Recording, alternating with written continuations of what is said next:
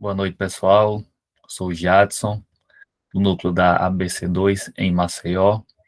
E hoje estamos na noite de 5 de dezembro de 2022, nossa última reunião virtual do ano. Estamos com o Samuel e ele vai tratar com a gente sobre um dos modelos da relação ou da interação entre fé e ciências, o modelo da complementariedade. O Samuel é graduando em Química, bacharel pela Universidade Federal de Alagoas, membro do grupo de pesquisa em Química Biológica e Molecular da UFAL e membro da Assembleia de Deus do Farol, aqui na cidade de Maceió. Amigo Samuel, meu irmão, está contigo. Boa apresentação.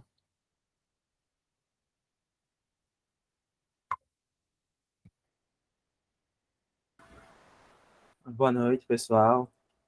Agradeço a oportunidade que me foi cobrida de falar um pouco sobre esse tema que é tão importante para a gente, ainda mais quanto ao tema de diálogo, né? E iniciar a gente conversando um pouco sobre a diversidade que há e os problemas que a gente pode ter quando a gente vai falar sobre diálogo entre religião e ciência, que é quanto à diversidade em si dos próprios conceitos que há entre ciência e religião. Quando falando sobre a diversidade da ciência, o próprio Alistair McGrath, no livro dele, Ciência e Religião, Fundamentos para o Diálogo, ele vai dizer que o uso acrítico do termo mais geral, ciência, nivela o cenário das ciências naturais, deixando de fazer justiça à especificidade de cada ciência. O que ele quer dizer com isso? É que, muitas vezes, quando a gente usa o termo ciência, a gente se refere praticamente, majoritariamente, às ciências naturais, e a gente acaba esquecendo, muitas vezes, que cada ciência em si, ela possui um próprio método. Ela possui um próprio método investigativo de como ela revê esses dados, como ela revê esses fenômenos.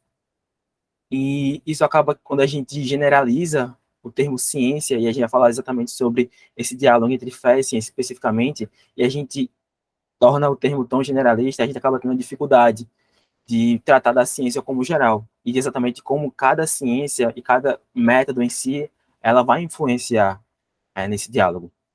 Outro ponto que ele também vai trazer é sobre essa questão da diversidade da religião por si só. Ele vai dizer religião não é uma categoria bem definida e, portanto, resiste a uma definição rigorosa. E aí, ele também vai trazer o exemplo de como há uma diversidade geral em religião e como a gente vai ter uma dificuldade em definir esse termo. E a gente pode dizer que a religião, quando a gente vai tratar sobre a relação exatamente entre homem e Deus, mas a gente pode tomar algumas outras religiões que não têm exatamente essa relação específica entre homem e Deus, ou a gente vai também tratar sobre a necessidade de um livro sagrado, mas não todas as religiões que têm exatamente o livro sagrado, e por si só, essas dificuldades que há na terminologia das palavras acaba tendo uma dificuldade em estabelecer primariamente o que a gente pode tratar sobre uma relação de diálogo. E trazendo o tema mais para perto, quanto à questão do cristianismo, a gente também vai ter outra dificuldade quanto à diversidade que há em si no próprio cristianismo. Ele vai dizer: também é importante compreender que, além de diferenças claras entre as religiões do mundo, também existem variações significativas nas tradições religiosas individuais, como o cristianismo. Protestantes conservadores e católicos liberais provavelmente têm visões muito diferentes da teoria da seleção natural de Charles Darwin. Assim, pode um deles sozinho ser identificado como uma visão cristã que seja vista de alguma forma como normativa dentro de uma religião. Então, não só o problema que há entre as religiões, mas até mesmo na nossa religião, o cristianismo, vai haver essa dificuldade de a gente dizer qual é a visão daquela religião quanto ao diálogo, quanto à relação entre fé e ciência, já que por si só o termo, a palavra, ela é muito ampla e a dificuldade de a gente englobar completamente todas as religiões, ou até mesmo englobar completamente uma visão normativa de cristianismo quanto à relação entre fé e ciência. E aí, no livro Religião na Era da Ciência, do Ian Barbon, ele vem trazer alguns modelos, por si só, que a gente pode trazer sobre relação entre religião e ciência. E ele vem trazer majoritariamente 4 modelos, é como ele enxerga. E ele vem trazer, primeiramente, um modelo de conflito, que é a visão entre que religião e ciências estão em conflito e que elas não podem se relacionar. Quando um existe, a outra não pode existir, e uma vai afetar a outra de forma contrária. E elas não podem coexistir. E isso acaba que gerando, assim, uma visão que é mais comum hoje no meio acadêmico, de algumas pessoas acreditarem realmente que religião, quando eu sou religioso, eu sou uma pessoa que sou negacionista, não acredito na ciência, ou simplesmente que a ciência ela vai desmentir todas as histórias da religião, todos os mitos da religião. Então, isso vai criando uma visão de que uma explica totalmente todos os fatores do universo, e se um explica totalmente o universo por completo, então a outra não é necessária. Depois nós temos o modelo de independência, né, que é um modelo que ele surge já do medo que o modelo de conflito vem trazer, já que esse modelo de conflito ele acaba aqui influenciando diretamente na natureza das duas áreas, da religião e da ciência. E aí, depois, posteriormente, surge o modelo de dependência, segundo o Ian Barbour, que vem dizer que religião e ciência estão totalmente separadas. Elas não se conversam porque elas estão em ambientes diferentes. E isso acaba que não sendo impossível, já não sendo impossível uma relação entre elas porque elas se conflitam, mas exatamente porque elas estão falando de coisas totalmente diferentes e não faz sentido relacioná-las, certo? E por terceiro, nós temos o modelo de diálogo, que é que nós iremos tratar um pouco mais hoje, que vem tratar já que ciência e religião, elas têm algo a conversar, estão tratando realmente de coisas diferentes, mas elas fazem perguntas diferentes, mas essas perguntas e respostas que elas trazem são complementares. E através dessas perguntas e respostas que ambas dão, elas vão nos trazer um escopo maior do que é o universo, e essas perguntas e respostas elas se relacionam e nos ajudam a ter uma visão melhor do que é o universo por si só. E por último, nós temos o modelo de integração, e aí que a gente vai ver que religião e ciência são uma coisa só, que elas podem ser uma coisa só e que elas se relacionam de forma integrativa, e isso vai levar a alguns modelos que o Ian Barbour cita como, por exemplo, teologia natural. Sobre o diálogo em si, o modelo de diálogo ele vem trazer a ideia de que o diálogo ele respeita a identidade distinta de seus participantes, enquanto explora pressupostos e suposições compartilhadas.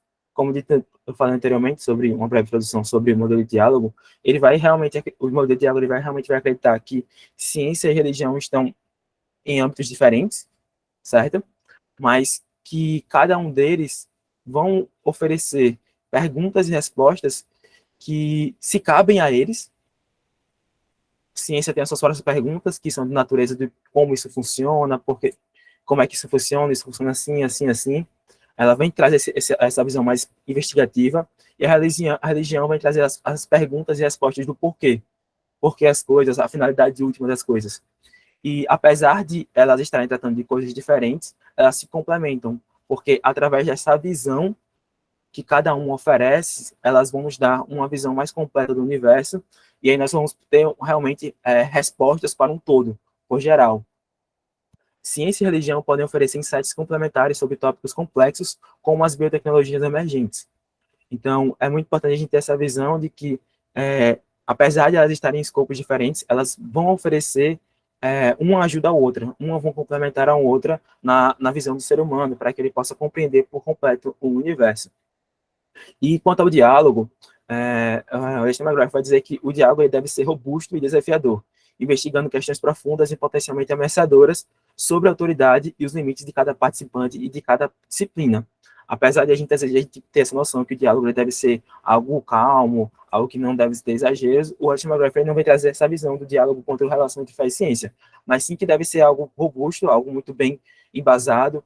Tem que ter essa visão de que ambos podem aprender um com o outro, não deve se chegar no momento do diálogo achando que um vai ter a resposta absoluta e o outro está errado, mas sim que ambos têm algo a acrescentar sobre aquele tópico. E esse diálogo ele realmente deve ser instigador, ele não deve ser totalmente assim respeitoso de se pisar em ovos, mas ele deve instigar um ao outro, deve realmente trazer desafios um ao outro para que as respostas possam surgir, certo? É, e aí, quanto à questão, a complementariedade em si da, da, da ciência e religião, é, nós temos que nem a ciência nem a religião podem reivindicar uma descrição total da realidade, né? E aí ele vem dizer: talvez seja melhor considerar a ciência e a religião como operando em seus próprios níveis distintos, frequentemente refletindo sobre questões semelhantes, mas respondendo elas de maneiras diferentes. Juntas, elas podem oferecer uma visão estereoscópica da realidade, negada àqueles que se limitam à perspectiva de uma só disciplina. Então, reforçando aqui aquela visão de que nenhuma das duas tem uma visão absoluta do universo, nenhuma das duas vai ter todas as respostas do universo, mas que cada uma vai ter a sua própria contribuição, e quando nós juntamos e trazemos a integralidade das duas, nós vamos ter essa visão estereoscópica que ele vai trazer. E a visão estereoscópica é a visão tridimensional por completo que nós vamos ter do universo. Essa visão que a gente não vai estar olhando simplesmente a visão da ciência, simplesmente a visão da religião, mas quando nós juntamos as duas, nós temos esse momento mais, esse diálogo, nós vamos ter uma visão completa do universo. Não só o como vai ser respondido, mas também os porquês vão ser respondidos. Tanto a ciência quanto a religião estão preocupadas em encontrar o sentido das coisas. E aí a gente vai ver que, apesar de ambas estarem preocupadas em entender o sentido das coisas e encontrar, as perguntas que cada uma vão fazer são diferentes. Ele diz: as explicações científicas e religiosas geralmente assumem formas diferentes. Mesmo quando refletem sobre as observações, embora exista um risco óbvio nessa simplificação, é útil pensar na ciência fazendo perguntas sobre o como, enquanto a religião faz perguntas sobre o porquê. A ciência procura esclarecer mecanismos, as religiões procuram esclarecer questões de significado. Essas abordagens não precisam ser vistas como concorrentes ou mutuamente incompatíveis. Então, é muito reforçando a visão de que elas vão ser complementares e não ficar uma se chocando uma com a outra, já que devido a fazerem perguntas de escopos diferentes, não faz sentido elas se chocarem, mas sim se complementarem. E aí, é também importante ressaltar que a ciência, por si só, ela é incapaz de determinar o que é certo e errado. E aí ele vem citar que muitos cientistas afirmam que sua disciplina fundamentalmente é a moral, isto é, que o método científico não se estende a questões morais. E ele também vai citar o Stephen Jay Gould, em um artigo que ele escreve no Moral Nature, que a moralidade é um assunto para filósofos, teólogos, estudantes de humanidades. De fato, para todas as pessoas que pensam. As respostas não serão lidas passivamente na natureza. Elas não surgem e não podem surgir dos dados da ciência. Isso quer dizer o quê? Isso quer dizer que quando um cientista, aqui tomando, por exemplo, a minha área, a ciência natural, na química, não quer dizer que toda vez que eu estiver estudando uma molécula e eu estou refletindo sobre ela, fazendo cada vez mais testes para entender por completo, eu não estou pensando exatamente se aquilo que eu estou fazendo é certo ou errado. A gente pode tomar outro exemplo, o Projeto Manhattan, quando eles criaram toda a teoria para que fosse possível a criação de uma bomba atômica. Mas não era esse o propósito. Mas foi criada essa tecnologia, foi criada toda essa teoria. E a ciência, naquele momento, quando estava sendo desenvolvida, a ciência, o método ali não estava preocupado em dizer se, olha, isso aqui é certo, isso aqui é errado, isso aqui vai ser bom ou vai ser ruim para o futuro, mas simplesmente uma ferramenta que os cientistas usaram para fazer uma descoberta, para se desenvolver uma tecnologia, mas que posteriormente foi se dado um fim que acaba que, por nós, seres humanos, é julgado como ruim, a morte de pessoas, e realmente, como eu ia falar, isso é um assunto para filósofos e teólogos. A ciência por si só, a ferramenta por si só, ela não está preocupada com isso. Ela está simplesmente preocupada em entregar os dados, os resultados, para que nós possamos utilizá-los. E aí estão as referências que eu utilizei. O livro do Ian Barbour, sobre a religião na era da ciência, e o livro do Alistair McGrath, que são os fundamentos do diálogo entre religião e ciência.